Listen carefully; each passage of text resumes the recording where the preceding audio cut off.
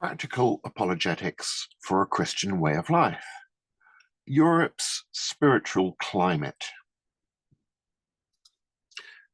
Suppose someone were to ask you, is European culture moving away from Jesus or towards him? How would you answer? You might like to pause the video at this stage to have a ponder.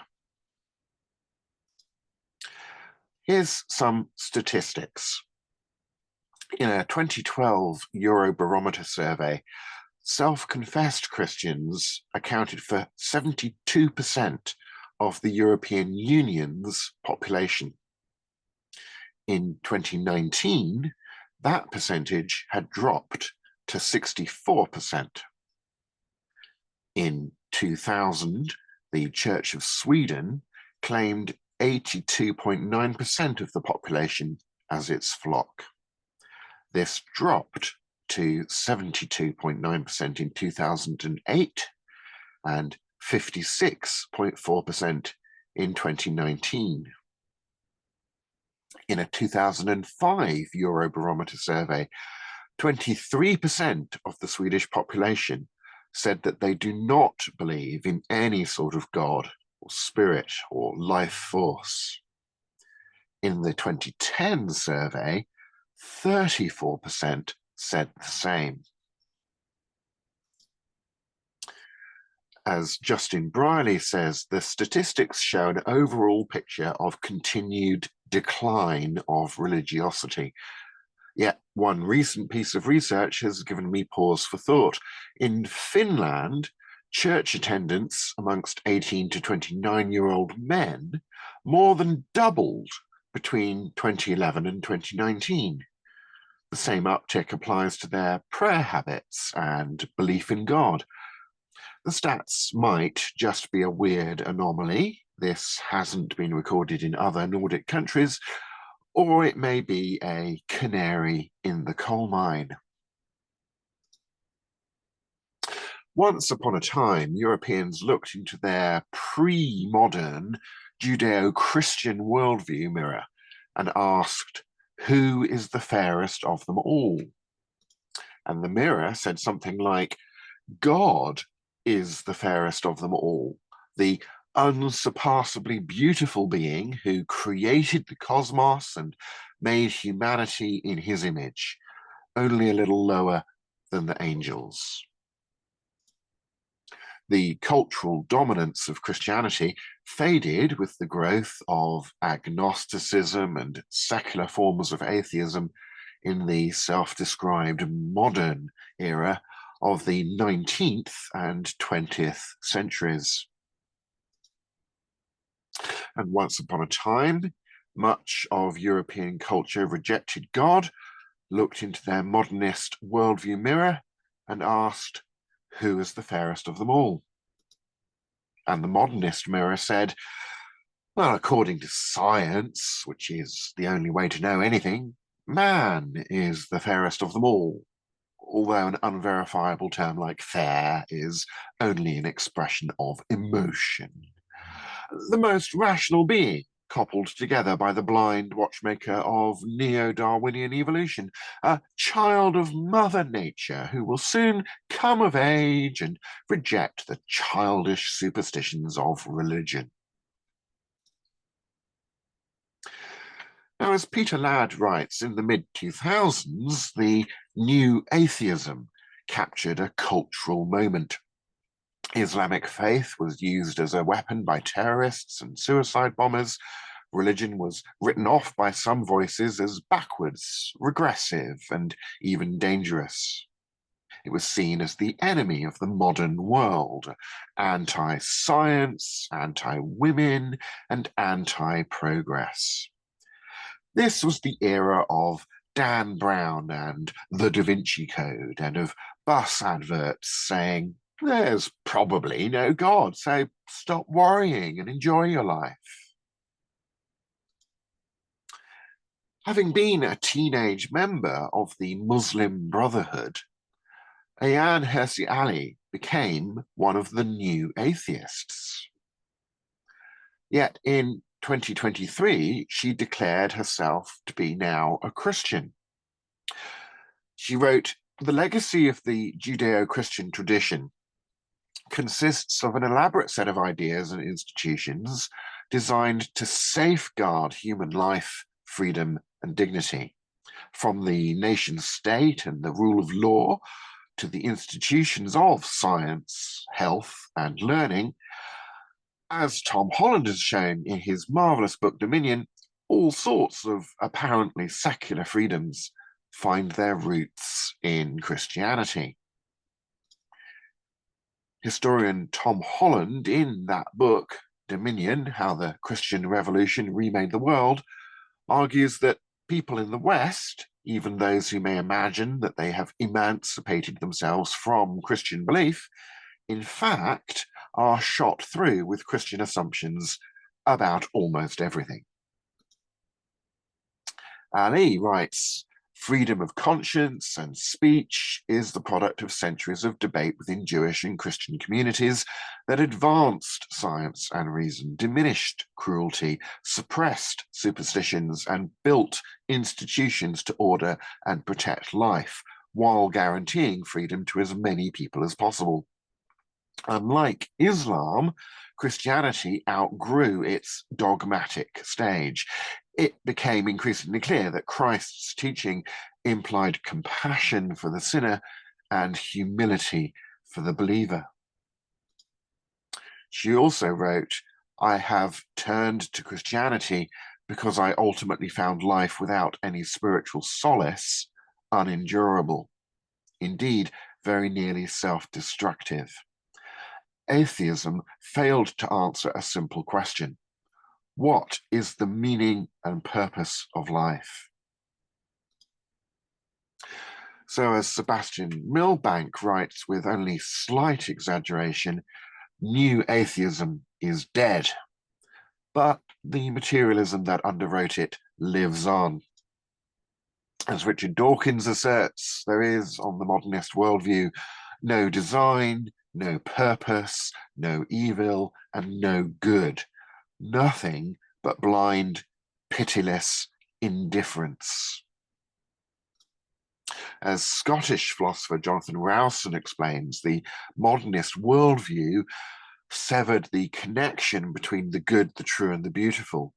So you have scientific truth severed from the ethics and aesthetics of the good and the beautiful.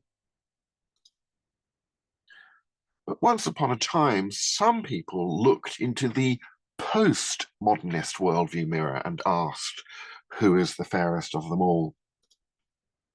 And the postmodernist mirror said something like, well, although words only mean whatever they mean to you, I'd say that if my colleagues let me get away with saying I'm the fairest of them all, then I am the fairest of them all. After all, values are merely subjective concepts programmed into us by the blind watchmaker of neo-Darwinian evolution, which cares about what works, but not about truth or goodness or beauty. Why should we care about truth? We must keep faith with Darwin and admit there is no fixed meaning to be discovered in our words or in our world. As Professor Douglas Groothuis says, postmodernism is so often presented as a radical departure from modernism that it is easy to miss the insight that postmodernism is, in many ways, modernism carried to its logical conclusion. In recent decades, some people have been taking a long, hard look into the modernist and postmodernist mirrors that dominate culture and have been deciding they don't like what they see and have started looking for a mirror that better reflects their lived reality.